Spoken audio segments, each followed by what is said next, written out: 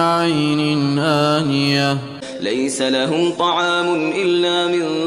ضريع لا يسمن ولا يغني من جوع وجوه يومئذ ناعمة لسعيها راضية في جنة عالية لا تسمع فيها لاغية فيها عين جارية فيها سرر مرفوعة وأكواب موضوعة ونمارق مصفوفة وزرابي مبثوثة أفلا ينظرون إلى الإبل كيف خلقت وإلى السماء